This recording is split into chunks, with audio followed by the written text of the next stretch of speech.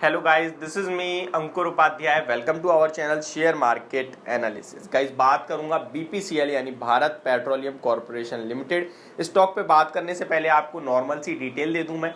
देखिए, मैं आपसे कंटिन्यू पिछले 15-20 दिन पहले कंटिन्यू आपसे कह रहा हूं कि अपनी गाड़ी में तेल जरूर भरवा लें, स्टॉक खरीदें या ना खरीदें। और स्टॉक पे बाय की रिकमेंडेशन भी कंटिन्यू थी। क्यों? देखिए, स्टॉक के प्राइस देखिए, अब स्टॉक के प्राइस नहीं, पेट्रोल के प्राइस कहां आ गए। डेली बेस पे 80-80 पैसे करके बढ़ रहे हैं और कहीं ना कहीं 7-8 रुपए तक बढ़ने की उम्मीद है। और 5 रुपए 5-6 रुपए बढ़ चुके हैं। और मेरा 7-8 रुपए तक का टारगेट नहीं है पेट्रोल पे बढ़ने का, 15 रुपए का। 15 रुपए पर लीटर पेट्रोल आपको महंगा होता हुआ दिखेगा। अभी भी आपसे कह रहा हूं, फ्यूल फुल करा लीजिए। अभी आपकी बात करते हैं बीपीसीएल स्टॉक के बारे में। तो देखिए, कंटिन्यू आज के दिन भी 80 पैसे इंक्रीज हुआ है कहीं ना कहीं फ्यूल।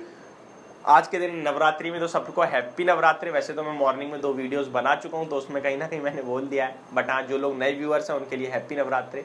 एक चीज़ और, अगर आप मेरी वीडियो पहली बार देख रहे हैं या मेरे चैनल पे पहली बार आए हैं तो प्लीज़ सब्सक्राइब कर लेना चैनल, क्योंकि इस चैनल पे आपको डेली बेस पे 5 से 7 वीडियोस मिलती हैं, जहाँ पे सबसे पहले आपको नोटिफिकेशन मिले और आप नोटिफिकेशन बेल भी दबा लें, जिससे आप मार्केट से जुड़ी हुई हर इन्फॉर्मेशन सबसे पहले पाएं।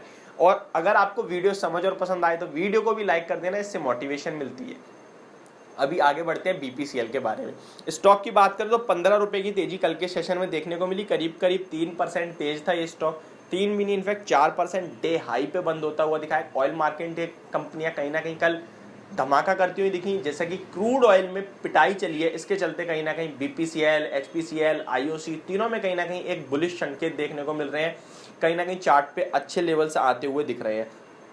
अगर स्टॉक की आपको नॉर्मल सी डिटेल्स दूं, सबसे पहले आपको वो देना बहुत ज़्यादा जरूरी है, उसके बाद आगे की बात करेंगे।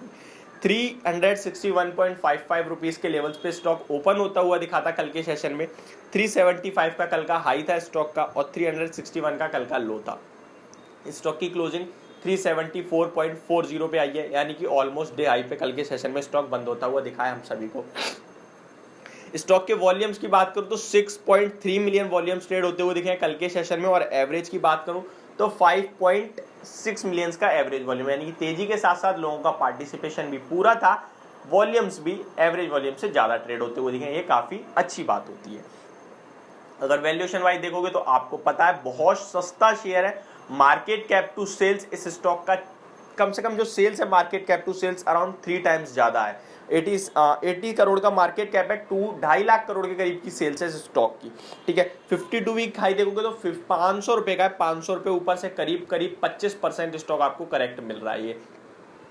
अभी इसका क्या कहते हैं, मैंने मार्केट कैप आपको बता दिया। पी 4 के पी पे ट्रेड कर रहा है। 52 वीक लो 331 का है, जो कि स्टॉक ने नीचे में अभी अभी रिसेंटली लगाया है। 340-45 के अराउंड मैंने आपको बाई की रिकमेंडेशन भी दी थी। स्टॉक में टारगेट अचीव होते हुए दिख रहे हैं। इस शेयर की जो हाईलाइट है, जो इसको फोकस में लाती है और जिससे जुड़ा जो भी इसको बाय करता है लॉन्ग टर्म के लिए, इन्वेस्टर्स की जान जो है वो है इसका डिविडेंड। अब आप कहोगे डिविडेंड क्या है, किसी को नहीं पता तो मैं बता दूं। डिविडेंड कंपनी को जब भी प्रॉफिट होता है, और सरकारी कंपनियों को स्पेशली, तो वो अपना पैसा, प्रॉफिट का पर्टिकुलर कुछ पैसा, जितना हिस्सा उनका है, वो अपने शेयर होल्डर्स को देती है।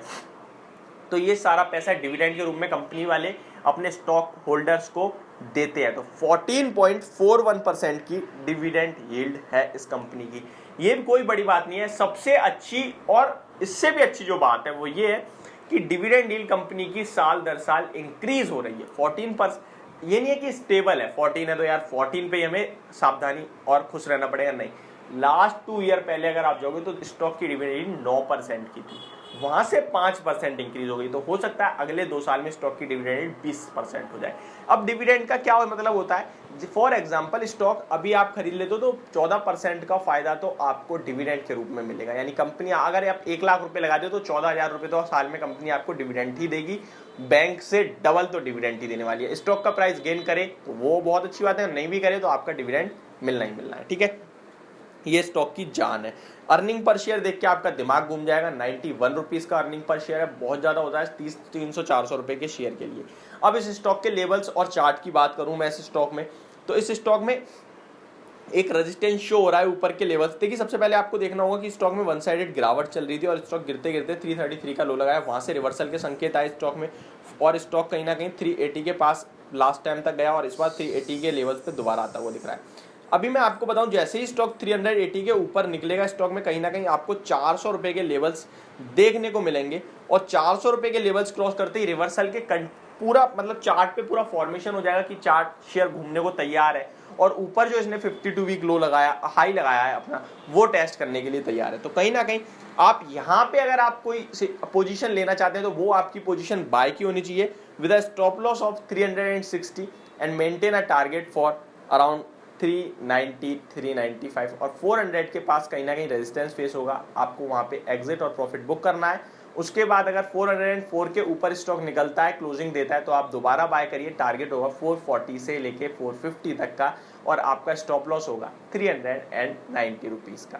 तो यहाँ पे भी बाय बनता है, और एक कंडीशनल बाय है जो 400 के ऊपर बनेगा, और 400 से नीचे भी काफी ऊपर है 400, तो यहाँ पे आप बाय कर सकते हैं 390 395 के टारगेट्स के लिए। और मुझे लगता है लॉन्ग टर्म पोर्टफोलियो में अगर किसी का हिस्सा है इस ईयर, तो इस स्टॉक को बनाए रखें। मेरा टारगेट 450 से 500 रुपए का है अगले 6 से 9 महीने में, और स्टॉक आपको दिखा देगा। सेकंड थिंग, इस स्टॉक में एक खबर और आपने लास्ट ईयर जून जुलाई में सुनी होगी, वो ये